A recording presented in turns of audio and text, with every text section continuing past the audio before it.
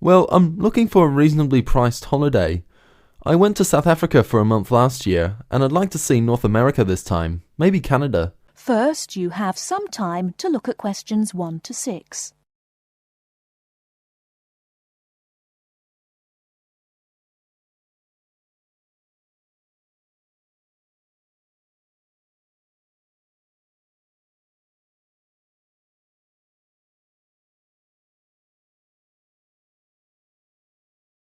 Listen carefully and answer questions 1 to 6. Hello, welcome to the travel depot. How can I help you? Well, I'm looking for a reasonably priced holiday. I went to South Africa for a month last year, and I'd like to see North America this time, maybe Canada. But I'm also interested in Europe if the prices to Canada are too expensive. I'm on quite a tight budget, you see. Well, you could go to Europe, but I'll get some prices for Canada first. I've been to Vancouver. It's lovely at this time of year. And we have some special offers on at the moment. Okay, well, I have some relatives over in Vancouver, so that would be good. I can always travel around Europe next year. Besides, it may be a bit too hot for me at this time. Right, let's have a look at some prices then. When would you like to go? Sometime at the end of next month if possible, but I'm quite flexible any time between the 24th and the 31st. I'd like to go for 3 weeks. Well, there's lots of availability for those dates. Now, if you're concerned about the cost, it's cheaper if you don't mind not flying direct. Sorry, what do you mean? Well, if you don't mind changing planes, then it's cheaper. Oh, well, I don't mind changing planes. In that case, the cheapest flight I have leaves on the 25th and changes in New York. It's only a short stop. You'll be in the airport for 2.5 hours. How does that sound? Sounds good, but what's the price? That's £412 for a return flight, but that doesn't include airport tax. Would you like to arrange any accommodation? No, I have a cousin I can stay with. All I need is a flight, so I think I'll take that one. Right, I'll just check availability for your return. 3 weeks, did you say? Yes, that's right. Okay, well, there are seats available on the 14th or the 15th. Which one would you prefer? The 14th sounds good. Yes, from the 25th to the 14th sounds fine. I'll reserve that for you then.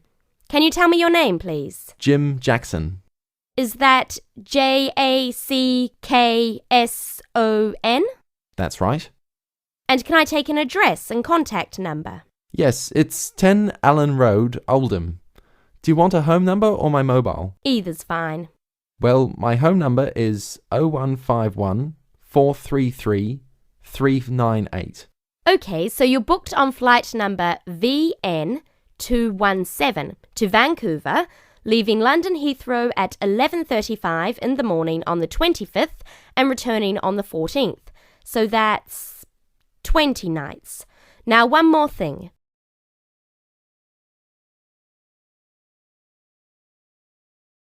Before you hear the rest of the conversation, you have some time to look at questions 7 to 10.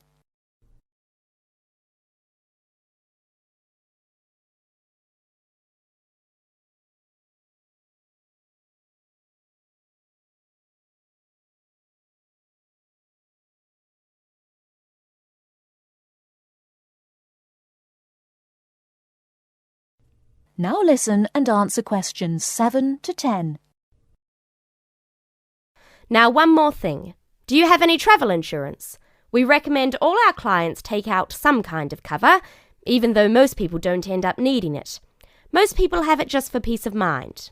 Well, what type of cover do you have? There are 2 choices, the Gold Star and the Silver Star. Our most comprehensive cover is the Gold Star, which will cost £21 for the period you are away. It's a good policy because it covers almost all eventualities, even extreme sports such as snowboarding and skydiving. What about the Silver Star? That's £18, but it doesn't cover you for any dangerous sports. Well, for £3, I think I'll take the first one. The gold cover, please. Right, and is there anything else I can help you with? Well, do you have any information about what to do in Vancouver?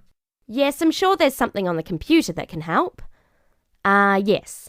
There's a Shakespeare play at the theatre, but at $54 it's quite expensive. That starts at 8 p.m. The City Museum is really popular too, if you like that kind of thing. They have a special exhibition of Japanese armour next month. Entrance is free and the museum is open from 9 to 4:30, Monday to Saturday. Would you be interested in either of those? Oh, well, maybe. Well, I'm sure you can arrange that when you get there anyway. So it's the flight and the Gold Star insurance. That's £433 in total. Can I pay by Visa? Yes, of course. If you start... That is the end of part 1. You now have half a minute to check your answers.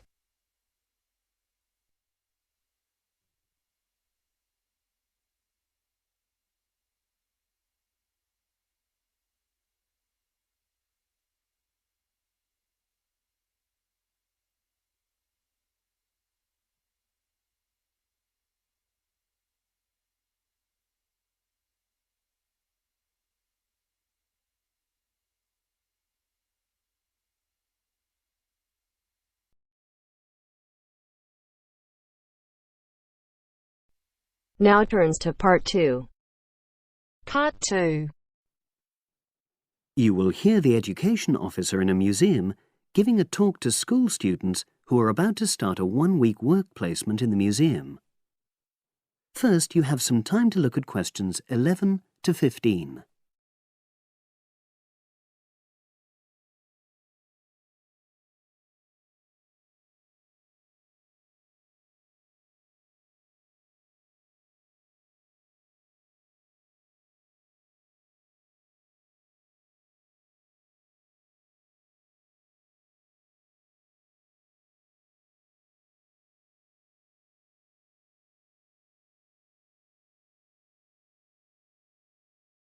Now listen and answer questions 11 to 15. Good morning and welcome. We're really pleased that you're going to be joining us next week for your work placement. Now, each of you will already have met the member of museum staff assigned to supervise you. In this short talk today, I'll be giving you more general information which will be relevant to all 6 of you. Your normal working day is 9 to 5 p.m, but on Monday, because it's your first day, we'd like you to arrive at 9:15. Please note, though, that you'll finish at the usual time. A lot of you have been asking what you should wear for work. Well, you may have noticed that we're not exactly a formal institution, so you'd really be out of place if you wear smart attire like a suit. If you go out on a trip with us, then we'd like you to wear a museum cap. It has our logo on, and we feel it helps people recognise you. But on a day-to-day basis in the museum itself, we say put on your own casual clothing because you'll be doing lots of dusty, messy work. Now, we don't have an enormous number of rules, but work placement is an excellent preparation for the real world of work, and we expect you to be very punctual and reliable. If you're not well or there's been a hold-up, then what we ask you to do is ring the museum receptionist. He will be in the museum well ahead of opening time, and he'll inform your own personal supervisor in the museum. If you're away for more than 1 day, we'll inform your school tutor. They'll obviously need to make a note of your absence and follow up if necessary. But most of all, we hope you really enjoy yourselves during the placement. Students say they have a lot of fun, whether it's working with kids in our art workshops held every Monday, or, the most popular, when they go out on our outreach work to residential homes, recording elderly people's memories of school days for our oral history project. So, we hope you feel excited by the prospect of starting next week and well prepared. Your personal supervisor will be there to help you with our health and safety requirements when you start next week, and your supervisors will also brief you about the background to the museum, summarising all the huge amount of information on our website. In the next couple of days, it might be worthwhile if you get hold of evaluations and other notes made by students who've worked with us before. You can get a lot of pointers from them. Before you hear the rest of the conversation, you have some time to look at questions 16 to 20.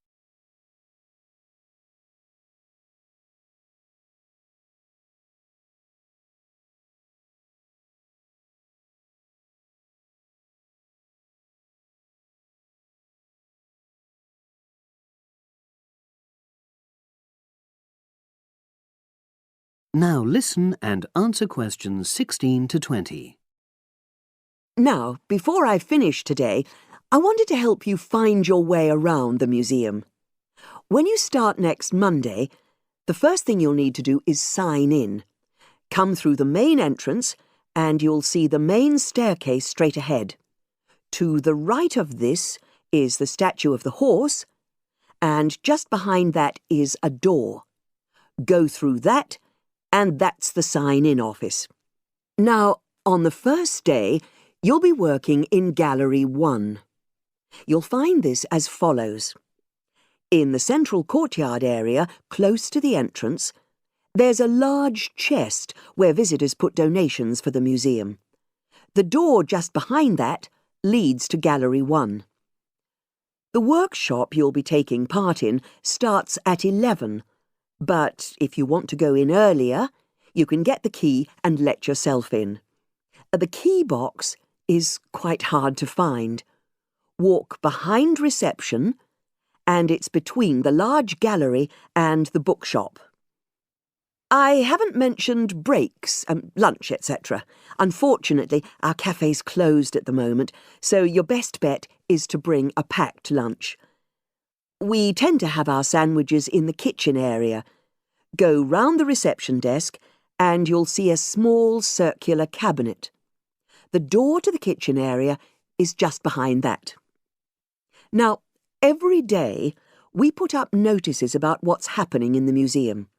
Your supervisor will brief you, but if you want to check up on details, look on our staff notice board.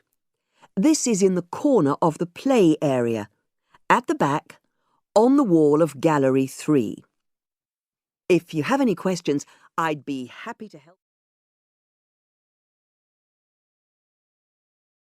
That is the end of part 2.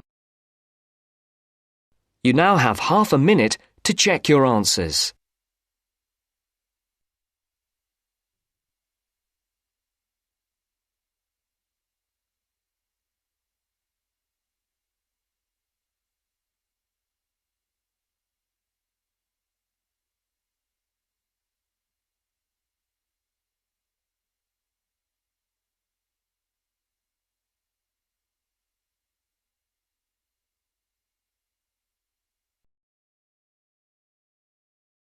Now turns to part 3.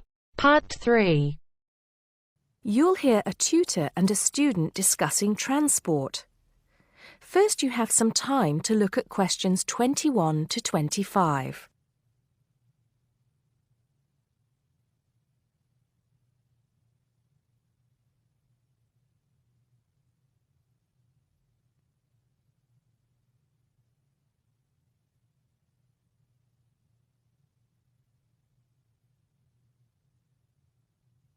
Now listen carefully and answer questions 21 to 25. Come in, John, come in. How's the paper going? Morning, Mr. Taylor. Pretty well, actually. Good, good. It's not all about bicycles, is it?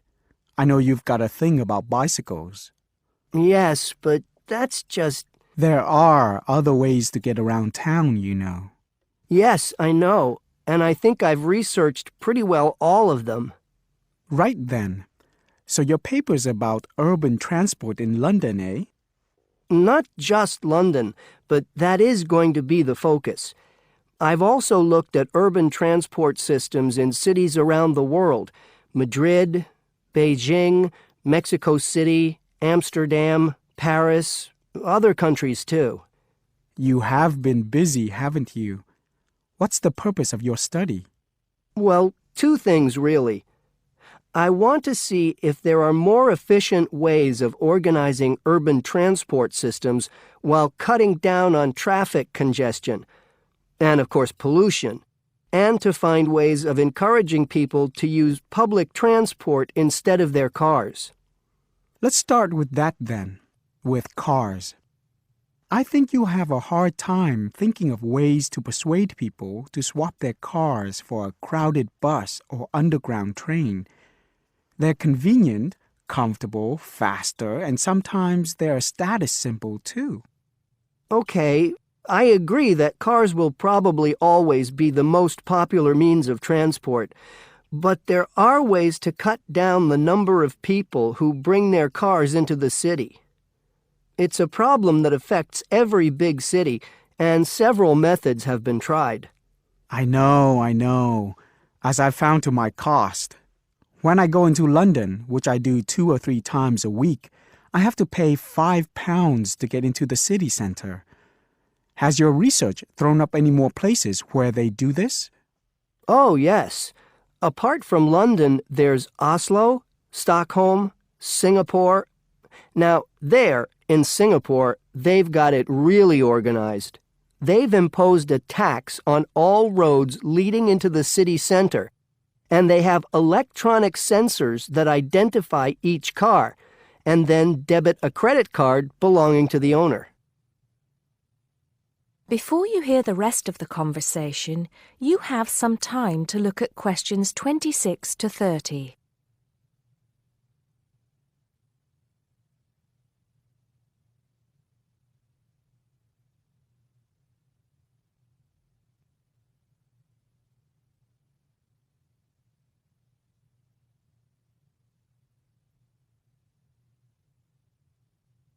Now listen and answer questions 26 to 30. And other cities, instead of charging motorists to come into the city center, have tried other measures. Such as? Well, in Athens, cars are only allowed to go into the city center on alternate days, depending on their license plate number. In Bogota and some other Latin American cities, such as Quito and Sao Paulo, they've developed what is called a BRT system. A what? A BRT system, a bus rapid transit system. People leave their cars outside the city and take buses, which have special express lanes into and through the city. It's been so successful that they're trying it out in Mexico City, Beijing, Seoul, and Taipei. And other cities are pedestrianizing more and more areas of the city center. I see. How have these measures affected traffic congestion and pollution levels? In most cases, it has led to a reduction in the number of cars entering the city center. Certainly in Singapore, where it's now much easier to move around the city and the air is much cleaner than most other cities in that part of the world. London, too, I believe. I can give some facts and figures if you like. Please do. In the first year after the tax was introduced, the number of people using buses to get to the city center rose by 38%. Really? 38%? Incredible. Yes, and the number of cars entering central London dropped by about 18%. There's more. The number of people using bicycles and mopeds went up 17%. I knew we'd get to bicycles at some point. Well, yes. In the city, the bicycle has a lot going for it. You can avoid traffic jams, there are no parking problems, they don't pollute, they're cheap to run, and they don't cost very much. Oh, and here's another fact for you. You can fit 20 bicycles in the space needed to park one car. Well, I never. But I can't see it catching on. Besides, we seem to be getting off the point. Not at all. China, Japan, and Holland have all integrated bicycles into their urban transport systems. In Holland and Japan, they've got special parking areas for commuters who get to the station by bike.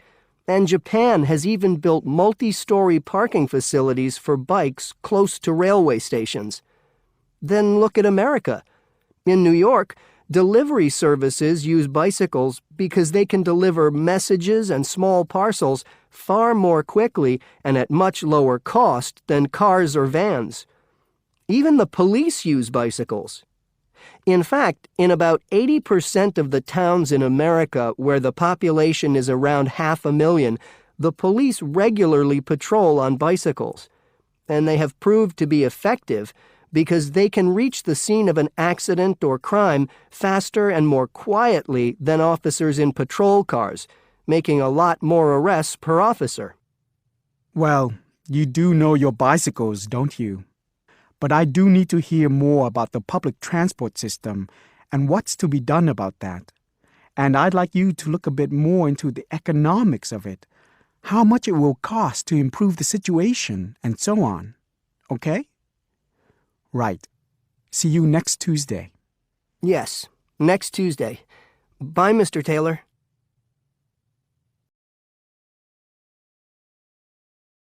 That is the end of part 3. You now have half a minute to check your answers.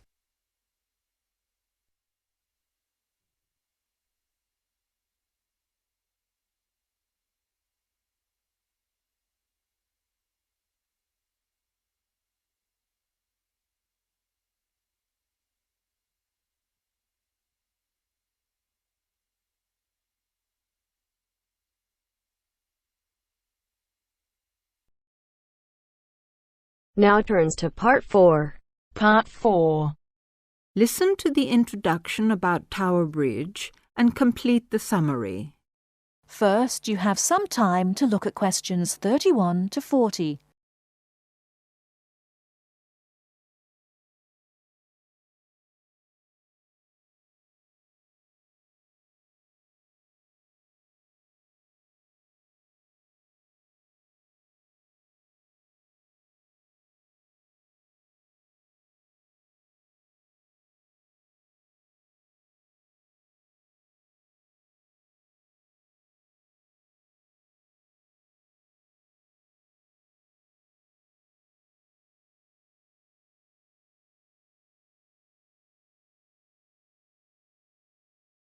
Now, listen carefully and answer questions 31 to 40. Tower Bridge is located in one of the most interesting parts of London. On either top of the tower, you can get a bird's-eye view of the wonderful scenery all round Tower Bridge. On its south side are many tall old buildings. On its north side stands the Tower of London itself. But Tower Bridge, the first bridge over the Thames, as you travel to London from the sea, is the most famous of them all. Although they look the same age, the tower is almost 1,000 years old, and Tower Bridge, which was built in the 1890s, is just over 100. Because of the tall ships up and down the Thames, it was proposed in 1850 that a bridge across the Thames near the tower was most necessary. However, the designers argued about the new bridge for about 30 years. They took so long because they had two big problems. One is that the new bridge must look like the old tower, and the other is that the bridge must not look like a modern bridge. They made it look like the old tower, so everyone was happy.